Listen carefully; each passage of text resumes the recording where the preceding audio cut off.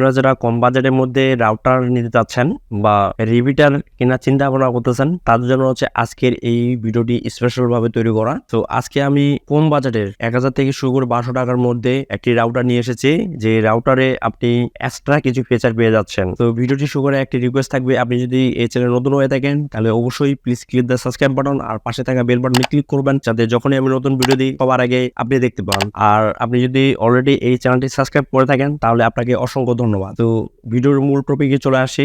আজকে যে রাউটারটি থাকতেছে D-Link ব্র্যান্ডের রাউটার এবং সিঙ্গেল ইউজারের জন্য বা হোম ইউজার, তাদের জন্য হচ্ছে এই রাউটার। এবং আপনারা যারা রিপিটার কেনার চিন্তা ভাবনা করতেছেন তাদের জন্য হচ্ছে এই রাউটার, কারণ এই রাউটারটির মাল্টি মুড অপশন পেয়ে যাচ্ছেন। এই রাউটারটি আপনি রিপিটার মুডও কানেক্ট করতে পারবেন, আবার রাউটার হিসেবেও আপনি কিন্তু ব্যবহার করতে পারবেন। তবে এই রাউটারটির প্রাইস হচ্ছে আপনার 1100 টাকা। আপনার 1050 থেকে শুরু করে 1100 টাকার মধ্যে এই রাউটারটি পেয়ে যাবেন। এই রাউটারটির অফিসিয়াল ওয়ারেন্টি হচ্ছে 1 বছরের। প্রোডাক্টের গায়ে আপনার 3 বছরের ওয়ারেন্টি লেখা থাকবে, কিন্তু আপনারা রিপ্লেসমেন্ট ওয়ারেন্টি পাবেন 1 বছরের, আর 2 বছর হচ্ছে আপনার সার্ভিস ওয়ারেন্টি থাকবে। তো দেখতে পাচ্ছেন এই রাউটারটির মডেল হচ্ছে D-Link WIR 615 এই রাউটারটির মডেল। এই রাউটারটির মোড হচ্ছে 5টা মোড পেয়ে যাবেন। প্রথমত হচ্ছে রিপিটার মোডে এটা কনফিগার করে আপনি ইউজ করতে পারবেন। এরপর হচ্ছে রাউটার হিসেবে আপনি এটাকে ইউজ করতে পারবেন। অ্যাক্সেস পয়েন্ট WISP রিপিটার মোডেও কনফিগার করে আপনি ব্যবহার করতে পারবেন, এবং ক্লায়েন্ট, এই 5টা মোড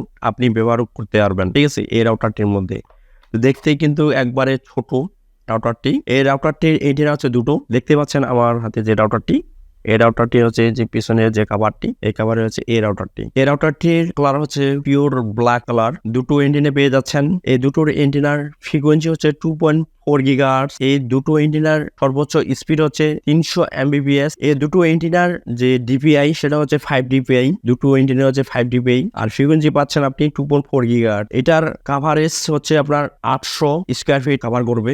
দেখতে পাচ্ছেন রাউটারটির মেনশন করা আছে উপরে যে D-Link ব্র্যান্ডের রাউটার। তার সাথে আপনারা দেখেন 3টা ইন্ডিকেটর লাইট আছে, যেটা সাহায্যে আপনি বুঝতে পারবেন যে লাইনটি আছে কিনা। তো এই রাউটারের যে ল্যান যে জ্যাক বা ল্যান যে পোর্ট, 4টা হচ্ছে ল্যান পোর্ট আর একটা হচ্ছে ওয়ান পোর্ট। 4টা ল্যান পোর্টের সর্বোচ্চ স্পিড হচ্ছে 100 Mbps করে। তার সাথে পেয়ে যাচ্ছে হচ্ছে পার অ্যাডাপ্টারের জ্যাক। এই রাউটারটির অ্যাডাপ্টার হচ্ছে 5 ভোল্ট 1 এম্পিয়ার অ্যাডাপ্টার। তার সাথে পেয়ে যাচ্ছেন হচ্ছে WP রিসেট বাটন। দেখতে পাচ্ছেন, আপনার রাউটার যদি লাইন ছেড়ে দেয় বা সমস্যা করে বা বাফারিং করে, তাহলে আপনারা এই রাউটারটি রিসেট করবেন। রিসেট করে দেখবেন, তো ইজিতে আপনি কিন্তু রিসেট করতে পারবেন। দেখেন রিসেট বাটন দেওয়া আছে। পিছনে দেখতে পাচ্ছেন অসংখ্য ভেন্টিলেটর আছে, যেটার সাহায্যে যে ভিতরে যে গরমটা এটা কিন্তু তাড়াতাড়ি বাইরে চলে আসবে। মানে এই রাউটারটি কিন্তু গরম হওয়ার কোনো চান্সে নেই, যার কারণ হচ্ছে এখানে অসংখ্য ভেন্টিলেটর আছে। এই রাউটারটির পিছনে কিছু ইনফরমেশন আছে, যেটার সাহায্যে আপনি এই রাউটারটিকে কনফিগার করতে পারবেন বা সেট আপ করতে পারবেন। দেখেন দুই পাশে দুটো হ্যাঙ্গার দেওয়া আছে, যেটার সাহায্যে আপনি ওয়ালে সেট করতে পারবেন এই রাউটারটি ইজি ভাবে।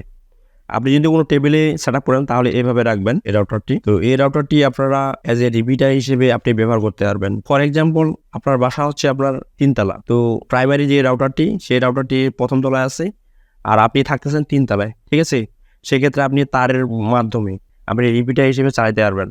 3 তলায় এই রাউটারটি আপনি যদি সেট করেন, তার দিয়ে যদি আপনি সেট করেন, Cat6 বা Cat5 তার দিয়ে যদি আপনি এটা কনফিগার করেন, তাহলে আপনি একটা ভালো একটা পারফরমেন্স পাবেন। তারপর ওয়্যারলেস এর মাধ্যমে রিপিটার মোডেও কানেক্ট করতে পারবেন। তো এই ছিল ভিডিওটি ভালো লাগলে অবশ্যই লাইক এবং কমেন্ট করতে ভুলবেন না। তো কমেন্টে অবশ্যই জানাবেন যে আপনারা কোন রাউটার ব্যবহার করতেছেন এবং কি রকম পারফরমেন্স পাচ্ছেন। তো সেই বিষয়টি আমার সাথে শেয়ার করবেন। তো দেখা হবে পরবর্তী কোনো ভিডিওতে। সে পর্যন্ত সবাই ভালো থাকবেন, সুস্থ থাকবেন, এই বলে আমার এই ভিডিওটি শেষ করলাম।